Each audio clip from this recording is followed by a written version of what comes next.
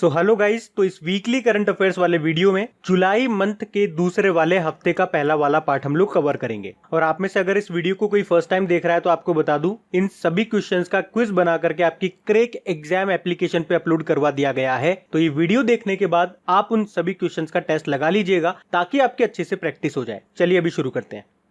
तो पहला प्रश्न है, किसने getting competitive practitioners guide for India इस बुक को लिखा है? तो आंसर होगा आरसी भार्गव ने। आरसी भार्गव ये कौन है? ये मारुति सुजुकी के अध्यक्ष हैं और इन्होंने ही ये बुक लिखी है जिसका नाम है getting competitive a practitioners guide for India. बाकी उर्जित पटेल की बात करेंगे, आरबीआई के पूर्व गवर्नर हैं और इन्होंने भी अभी एक बुक लिखी थी, overdraft saving the Indian saver. Karan Puri ने कौन सी बुक लिखी थी? #MeToo। और काजुओ इशिगुरो, हर बार मैं आपको बताता हूं इनके बारे में क्योंकि ये नाम इंपॉर्टेंट है।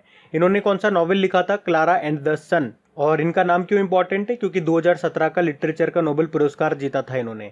और जब भी ये बताता हूं मैं आपको हमेशा बताता हूं, 2019 का लिटरेचर का नोबेल पुरस्कार किसने जीता? पीटर हैंडके ने। अच्छा, मैंने कहा आरसी भार्गव ये मारुति सुजुकी के अध्यक्ष हैं। तो मारुति सुजुकी से एक पॉइंट आपको याद रखना है करंट अफेयर्स का, अभी इसके एमडी सीईओ बने थे कौन? Kenichi Ayukawa. तो उनका नाम याद रखना है। इसका हेडक्वार्टर आपको न्यू दिल्ली में मिलेगा।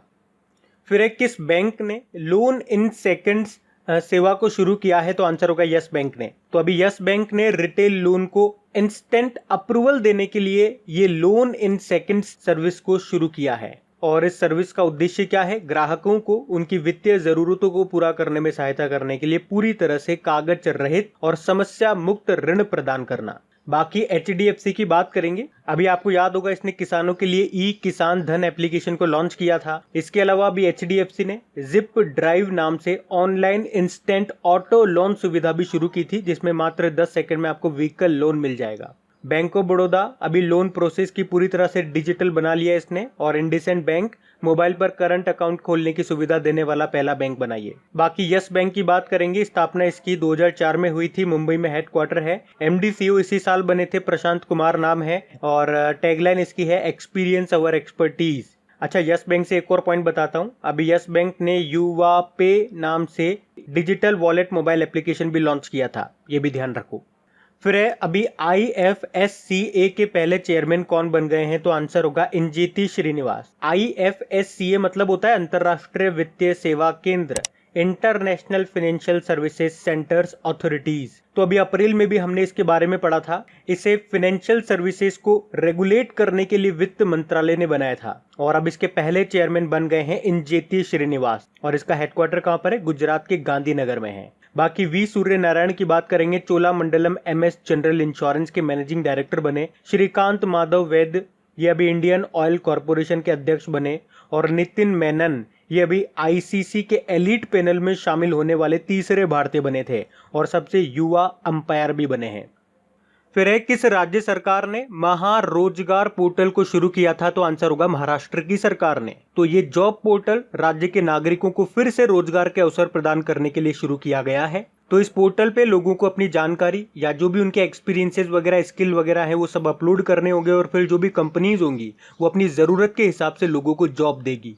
बात महाराष्ट्र की है, महाराष्ट्र से याद रखो कैपिटल मुंबई है। मुख्यमंत्री उद्धव ठाकरे हैं, गवर्नर हैं भगत सिंह कोश्यारी। और बॉम्बे हाईकोर्ट के नए चीफ जस्टिस कौन बने थे? दीपांकर दत्त बने थे।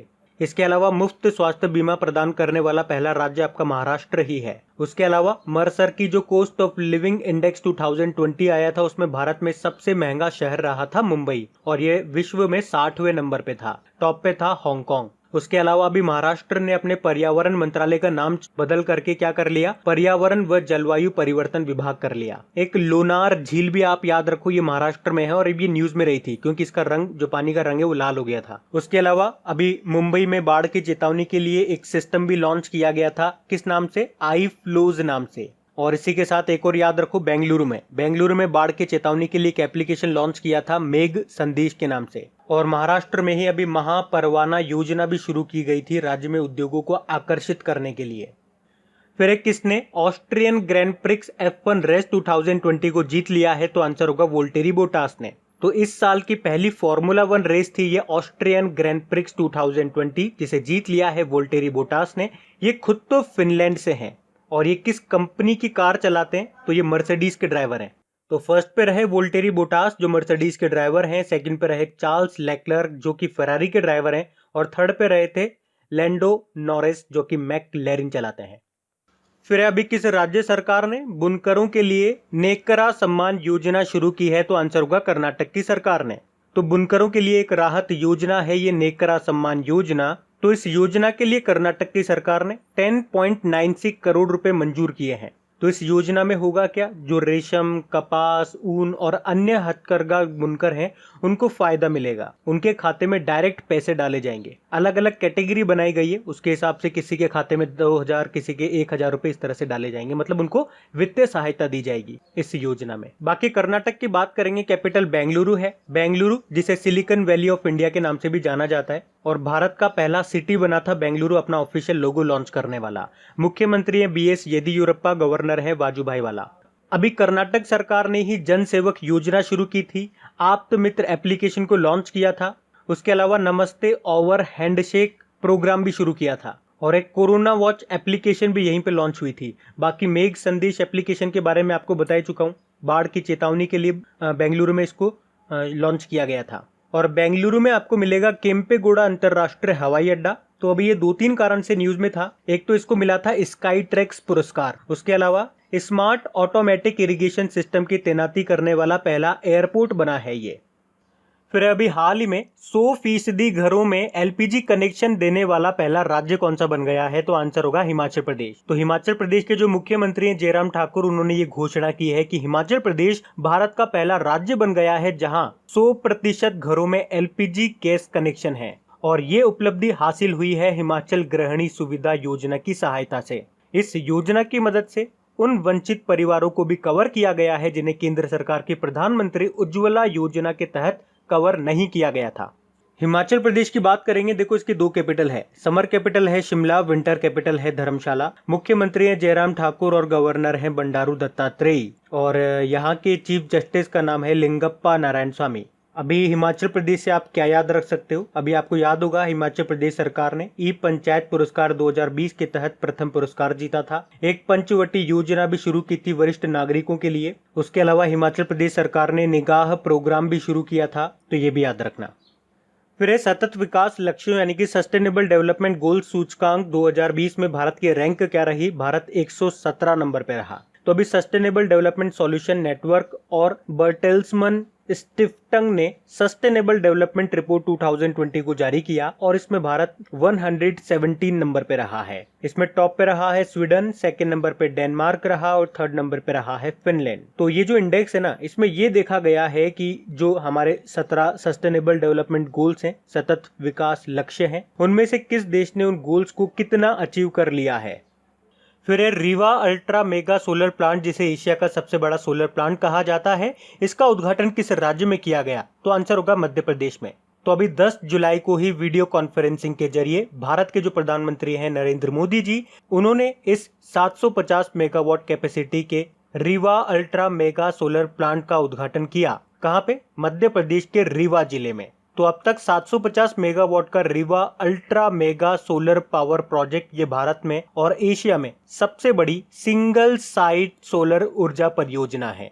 अब मध्य प्रदेश की बात है तो कैपिटल भोपाल है, मुख्यमंत्री हैं शिवराज सिंह चौहान और गवर्नर हैं लालजी दास टंडन। और गवर्नर हैं, अच्छा देखो वैसे तो गवर्नर लालजी दास टंडन है, लेकिन अभी उनकी तबीयत खराब है, इलाज चल रहा है। तो मध्य प्रदेश के गवर्नर का अतिरिक्त प्रभार एडिशनल चार्जेस दे दिया गया उत्तर प्रदेश की गवर्नर आनंदीबेन पटेल को। अभी मध्य प्रदेश सरकार ने श्रम सिद्धि अभियान शुरू किया था, बुखार क्लिनिक सेवा शुरू किया था, दीदी वाहन सेवा शुरू किया, रोजगार सेतु योजना शुरू की, FIR आपके द्वार योजना शुरू की, चरण पादुका पहल शुरू की, मुख्यमंत्री जन कल्याण संबल योजना शुरू की, थैंक्स मॉम वृक्षारोपण अभियान शुरू किया, एवरीबडी विल गेट एम्प्लॉयमेंट योजना शुरू की। उसके अलावा संजीवनी वाहन शुरू किए, कोविड-19 योद्धा कल्याण योजना शुरू की, जीवन अमृत योजना शुरू की, जीवन शक्ति योजना शुरू की, रेडियो स्कूल शुरू किए बच्चों के लिए। और याद रखना मिड डे मील राशन देने वाला पहला राज्य भी आपका मध्य प्रदेश ही है। और सबसे ज्यादा शिशु मृत्यु दर ये भी आपके मध्य प्रदेश की है। फिर है हाल ही में जारी वर्ल्ड मेंस बॉक्सिंग रैंकिंग में टॉप पे कौन रहे? तो आंसर होगा अमित पंघाल। तो अभी इंटरनेशनल बॉक्सिंग एसोसिएशन ने वर्ल्ड बॉक्सिंग रैंकिंग 2020 को जारी किया है, जिसमें पुरुषों की रैंकिंग में टॉप पे रहे हमारे अमित पंघाल 52 किलोग्राम कैटेगरी में। वहीं महिलाओं की रैंकिंग की बात करेंगे तो भारतीय महिला जो मुक्केबाज हैं मंजू रानी, वो दूसरे स्थान पे रही है 48 किलोग्राम कैटेगरी में। और टॉप पे है रशिया की इकाटेरिना। अच्छा, अमित पंघाल से एक पॉइंट मैं आपको और बताता हूँ। इसी साल की बात है, इंटरनेशनल ओलंपिक कमेटी की बॉक्सिंग टास्क फोर्स की रैंकिंग आई थी, उसमें भी अमित पंघाल टॉप पे रहे थे। और बात करें अगर इंटरनेशनल बॉक्सिंग एसोसिएशन का हेडक्वार्टर कहाँ पर है, ये मिलेगा आपको लाउजेन स्विट्जरलैंड में, और इसके प्रेसिडेंट का नाम है गफूर रखीमोव। फिर अभी किस बैंक ने भविष्य नाम से एक सेविंग अकाउंट स्कीम शुरू की है, तो आंसर होगा फिनो पेमेंट बैंक ने। तो 10 से 18 साल की उम्र वाले जो नाबालिग बच्चे होते हैं उनके लिए है ये सेविंग अकाउंट स्कीम, जिसका नाम है भविष्य। तो इसे बच्चों की खास जरूरतों के लिए शुरू किया गया है। वैसे अभी इसे केवल उत्तर प्रदेश, बिहार, मध्य प्रदेश में शुरू किया गया है, धीरे धीरे इसे और भी जगह शुरू किया जाएगा। बाकी एयरटेल पेमेंट बैंक की बात करेंगे। अच्छा, एयरटेल पेमेंट बैंक से एक पॉइंट बताता हूँ। पिछले साल इसने भरोसा नाम से सेविंग अकाउंट लॉन्च किया था, जिसमें 5 लाख का फ्री एक्सीडेंटल इंश्योरेंस भी दिया जा रहा था। तो वो तो था भरोसा, और ये है भविष्य, तो ये थोड़ा सा कंफ्यूज मत हो जाना। बाकी अभी एयरटेल पेमेंट बैंक ने एमएसएमईज के लिए, माइक्रो स्मॉल मीडियम एंटरप्राइजेस के लिए सुरक्षा सैलरी अकाउंट भी शुरू किया है। आईसीआईसीआई बैंक ने, अभी आपको याद होगा, स्विगी का पहला डिजिटल वॉलेट स्विगी मनी भी लॉन्च किया था। और कर्नाटक बैंक, ये क्यों न्यूज में था, अभी इसने एमएसएमईज के लिए केबीएल माइक्रो मित्र सुविधा शुरू की थी। फिनो पेमेंट बैंक की बात करेंगे, मुंबई में हेडक्वार्टर है और इसके एमडी सीईओ है ऋषि गुप्ता। फिर अभी देश के 66वें यानी कि 66th शतरंज ग्रैंड मास्टर कौन बन गए हैं, तो आंसर होगा जी आकाश। जी आकाश ये तमिलनाडु से हैं और अभी ये भारत के 66वें ग्रैंड मास्टर बन गए हैं। कहां से हैं ये? तमिलनाडु से हैं। और इनसे पहले 65वें कौन बने थे? रौनक साधवानी बने थे, जो कि नागपुर से थे। और पहले ग्रैंड मास्टर का नाम क्या है? हमारे विश्वनाथ आनंद है। और याद रखना, उन्हीं को पहला राजीव गांधी खेल रत्न पुरस्कार भी मिला था 1991 में। और अभी 2019 का किसको मिला था राजीव गांधी खेल रत्न पुरस्कार? 2 जनों को, दीपा मलिक को और बजरंग पुनिया को। अच्छा, वैसे विश्वनाथ आनंद की एक ऑटोबायोग्राफी भी आई थी, उसको भी नाम याद रखो, माइंड मास्टर उसका नाम है। बाकी वर्ल्ड चेस डे आपको याद रखना है, 20 जुलाई को हम मनाते हैं। और ये जो डी गुकेश है, ये भी नाम याद रखो, क्योंकि ये भारत के सबसे छोटे और दुनिया के दूसरे सबसे छोटे ग्रैंड मास्टर हैं। ये भी तमिलनाडु से हैं। फिर इंस्टाग्राम पर सबसे ज्यादा कमाई करने वाले सेलिब्रिटी कौन बन गए हैं, तो आंसर होगा ड्वेन रॉक जॉनसन। तो ये पहले रेसलर हुआ करते थे, बाद में एक्टर बन गए। द रॉक के नाम से ये फेमस है, लेकिन इनका पूरा नाम है ड्वेन रॉक जॉनसन। तो इंस्टाग्राम पर सबसे ज्यादा कमाई करने वाले सेलिब्रिटी बन गए हैं ये। तो ड्वेन ने इंस्टाग्राम की सबसे ज्यादा कमाई करने वाली सेलिब्रिटी काइली जेनर को पछाड़ करके ये खिताब अपने नाम कर लिया। वैसे इनका नाम आपने पिछले साल भी सुना होगा, जब फोर्ब्स ने 2019 में हॉलीवुड का हाईएस्ट पेड एक्टर इनको चुना था। अच्छा, वैसे अभी फोर्ब्स ने जो हाईएस्ट पेड फीमेल एथलीट की लिस्ट जारी की थी, उसमें टॉप पे रही थी नाओमी ओसाका, जापान की टेनिस प्लेयर हैं ये। और मेल में अगर बात करेंगे तो रॉजर फेडरर टॉप पे थे, स्विट्जरलैंड के टेनिस प्लेयर हैं ये। फिर एक, किस देश की रेलवे ने ओवरहेड लाइन को सीधे बिजली देने के लिए दुनिया का पहला सौर ऊर्जा संयंत्र स्थापित किया है, तो आंसर होगा भारत ने। तो दुनिया में पहली बार भारतीय रेलवे सीधे ट्रेनों के ओवरहेड ट्रैक्शन सिस्टम को बिजली की आपूर्ति करेगा। और इसके लिए अभी भारतीय रेलवे ने भेल के साथ मध्य प्रदेश के बीना जिले में 1.7 मेगावाट की सोलर एनर्जी प्रोजेक्ट को स्थापित किया है। कहने का मतलब ये हो गया, जो सोलर सिस्टम है ना, पहले क्या होता था, उससे बिजली बन के ग्रिड को जाती थी, ग्रिड से ओवरहेड लाइंस, जो ट्रेन के ऊपर ओवरहेड लाइंस आपने देखी होगी पटरियों के ऊपर, उसको जाती थी। लेकिन इस सिस्टम में क्या होगा, डायरेक्ट सोलर से बिजली बनेगी और ओवरहेड ट्रांजैक्शन लाइन को चली जाएगी। अच्छा, भारतीय रेलवे से और क्या पॉइंट याद रख सकते हो? एक तो याद रखो, अभी भारतीय रेलवे ने अपने पहले 12,000 हॉर्स पावर वाले इलेक्ट्रिक लोकोमोटिव इंजन को चलाया था, जिसका नाम था WAG-12। उसके अलावा डबल कंटेनर स्टेक ट्रेन पहली बार भारत ने चलाई है। किस किस के बीच में? पालनपुर और बोटाड़ के बीच में, जो कि गुजरात में है। और अभी भारतीय रेलवे ने कहां पे अपना वेस्ट टू एनर्जी प्लांट लगाया था? भुवनेश्वर में। और अगर आपसे पूछा जाए कि वो वेस्ट टू एनर्जी प्लांट किस तकनीक पे काम करेगा, तो पॉलीक्रैक टेक्निक पे। उसके अलावा पहली श्रमिक स्पेशल ट्रेन चली थी, ये कहां से कहां चली थी? लिंगपल्ली, ये आपको तेलंगाना में मिलेगा, और लिंगपल्ली से हटिया चली थी, हटिया आपको झारखंड में मिलेगा। इसके अलावा भी भारतीय रेलवे ने सबसे लंबी रेलगाड़ी चलाई थी, जिसका नाम था शेषनाग, और इसकी लंबाई थी 2.8 किलोमीटर। ये नागपुर से कोरबा तक चली थी। और भारतीय रेलवे सबसे लंबा प्लेटफॉर्म अभी बना रहा है कहाँ पे? हुबली स्टेशन, जो कि कर्नाटक में आपको मिलेगा। जिसकी लंबाई होगी 1400 मीटर। वैसे अभी वर्तमान में सबसे लंबा जो प्लेटफॉर्म है वो आपको मिलेगा गोरखपुर रेलवे स्टेशन में, जिसकी लंबाई है 1366 मीटर। रेल मंत्री हमारे पीयूष गोयल है। और ये भी याद रखो कि स्वतंत्र भारत के रेल मंत्री कौन है? जॉन मथाई है। और गाइज अगर वीडियो आपको अच्छा लग रहा है तो प्लीज इसे लाइक करते हुए चलना। देखिए आप लोगों ने अभी लाइक किया है या नहीं किया है। नहीं किया है तो अभी इसको लाइक कर दीजिए, लास्ट तक आप लोग भूल जाओगे मैं कह रहा हूँ। और हाँ, इसे शेयर भी जरूर कर देना अपने दोस्तों के साथ में। और अगर आप में से कोई स्टूडेंट इस चैनल को फर्स्ट टाइम देख रहा है तो आप इस चैनल को सब्सक्राइब कर सकते हैं। सब्सक्राइब करने के बाद में पास में बेल आइकन को जरूर प्रेस कीजिएगा ताकि आगे के आपको नोटिफिकेशन मिलते रहें, ताकि आपसे कोई भी वीडियो मिस न हो। बेल आइकन को प्रेस करना जरूरी है। चलिए बढ़ते हैं आगे। फिर अभी किस राज्य की सरकार ने सेल्फ स्कैन नाम से एक मोबाइल एप्लीकेशन को लॉन्च किया? तो आंसर होगा पश्चिम बंगाल सरकार ने। पश्चिम बंगाल के जो मुख्यमंत्री है ममता बनर्जी, उन्होंने ही इस सेल्फ स्कैन नाम के मोबाइल एप्लीकेशन को लॉन्च किया है। और इस एप्लीकेशन को डॉक्यूमेंट्स को स्कैन करने के लिए राज्य के सूचना प्रौद्योगिकी विभाग ने तैयार किया है। अभी आपको पता होगा हमने 59 चाइनीज मोबाइल एप्लीकेशन को बैन कर दिया है और उसी के चलते इस सेल्फ स्कैन एप्लीकेशन को लॉन्च किया गया है। आपको याद होगा डॉक्यूमेंट्स को स्कैन करने के लिए कैम स्कैनर आता था और उसी की जगह इसको उतारा गया है। ये पूरी तरह से सुरक्षित है और इसके सर्वर पे कोई डेटा भी सेव नहीं होता। फिर है हाल ही में जारी global real estate transparency index में भारत की रैंक क्या रही? भारत 34 नंबर पे रहा है। तो अभी JLL कंसल्टिंग फर्म ने ग्लोबल रियल एस्टेट इंडेक्स जारी किया है जिसमें भारत 34 नंबर पर है।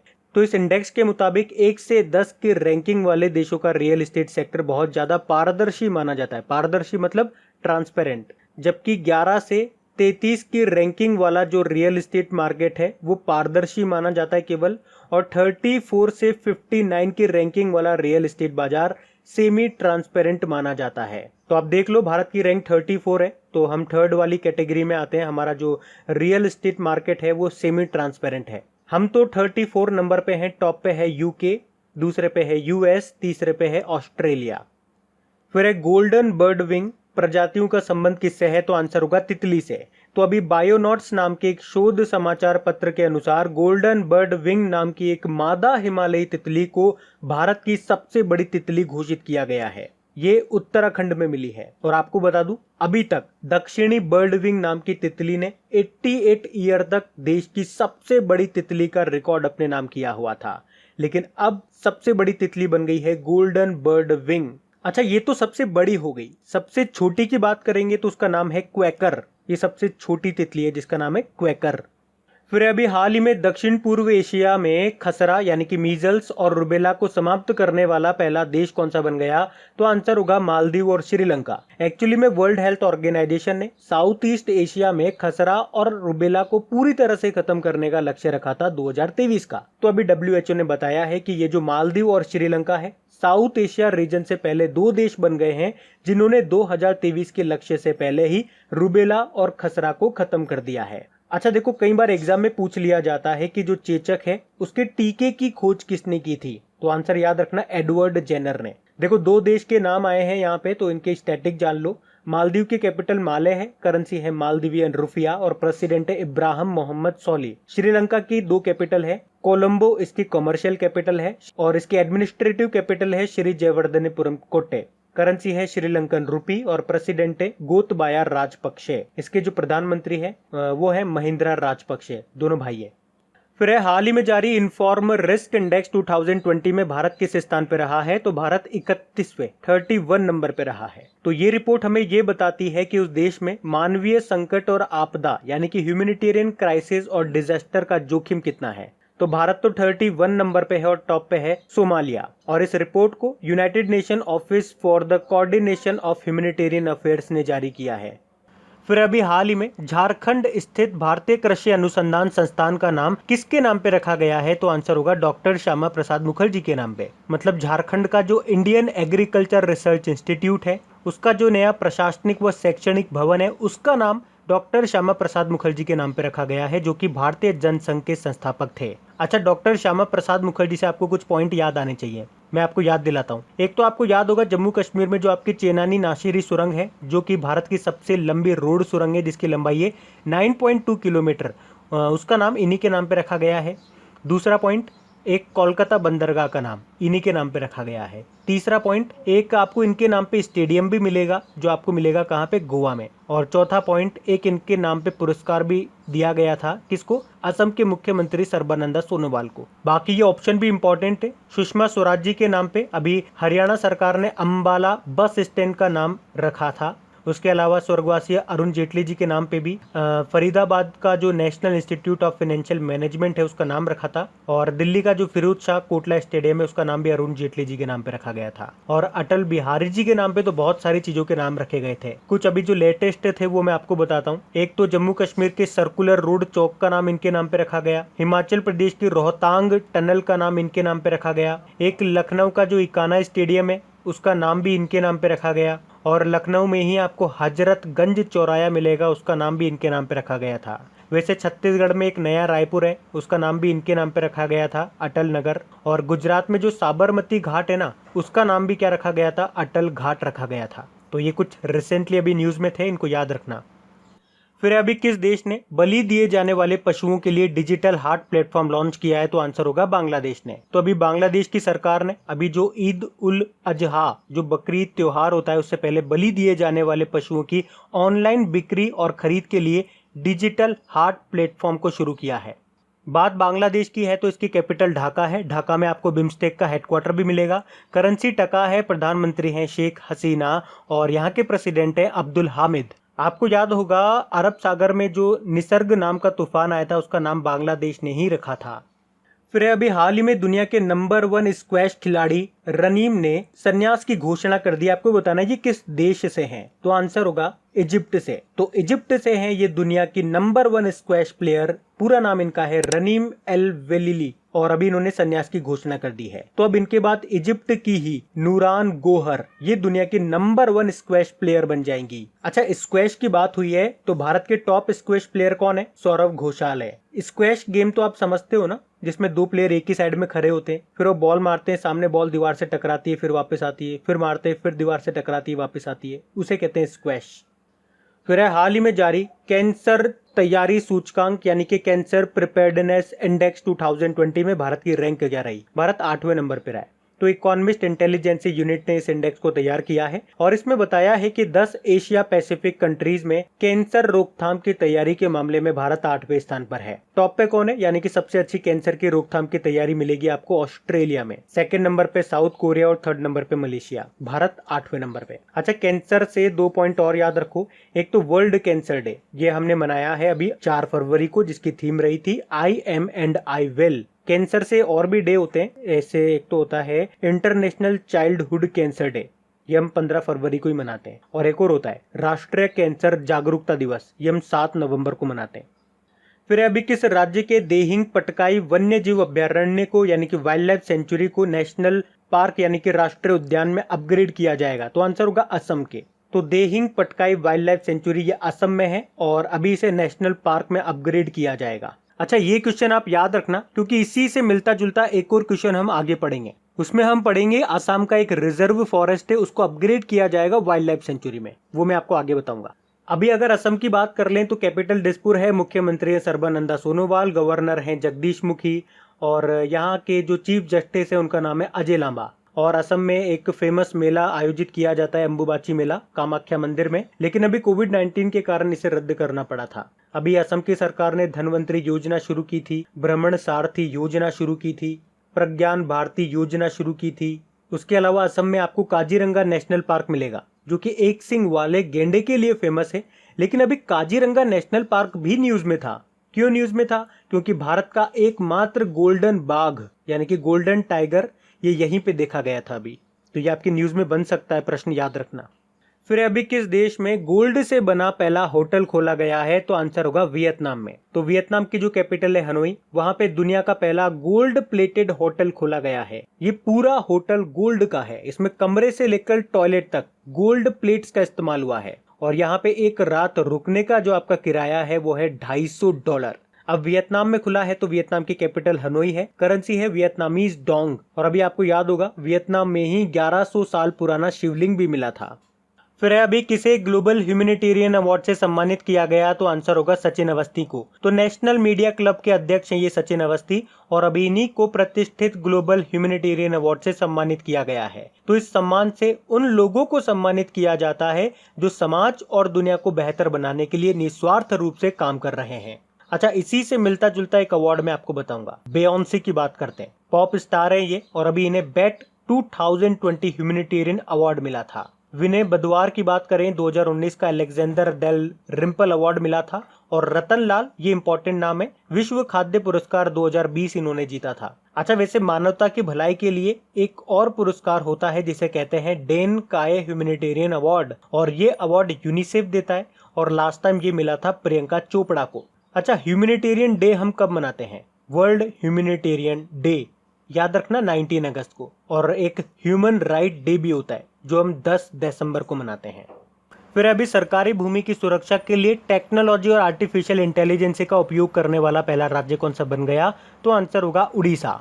इसका मतलब क्या हो गया कि उड़ीसा सरकार सरकारी भूमि पर नजर रखने के लिए स्पेस टेक्नोलॉजी और आर्टिफिशियल इंटेलिजेंस को यूज करेगा। मतलब जो लोग सरकारी जमीन पर अतिक्रमण कर लेते हैं ना, उनका पता लगाने के लिए BLUIS लॉन्च किया है। BLUIS मतलब Bhubaneswar land use intelligence system. तो इस सिस्टम से सभी सरकारी जमीन पर नजर रखी जाएगी, और ये सब हो पाएगा सैटेलाइट्स की इमेजेस को यूज करके। और इसीलिए कहा गया है कि उड़ीसा पहला राज्य बन गया है जिसने सरकारी जमीनों को अतिक्रमण से बचाने के लिए सैटेलाइट टेक्निक और आर्टिफिशियल इंटेलिजेंसी का इस्तेमाल किया है। उड़ीसा की कैपिटल क्या है? भुवनेश्वर है। मुख्यमंत्री है नवीन पटनायक, और गवर्नर का नाम है गणेशी लाल। और अभी उड़ीसा हाईकोर्ट के चीफ जस्टिस कौन बने थे? मोहम्मद रफीक बने थे। उसके अलावा याद रखना ब्लैक पगोडा टेम्पल, जिसको हम कोणार्क सन टेम्पल भी बोलते हैं, ये आपके उड़ीसा में ही है। और आपका जो 10 रुपए का नोट है ना, उस पे इस कोणार्क सन टेम्पल का चित्र अंकित है, देख लेना। उसके अलावा लॉन्गेस्ट डैम ऑफ इंडिया, ये भी आपका उड़ीसा में है, जिसे कहते हैं हीराकुड डैम।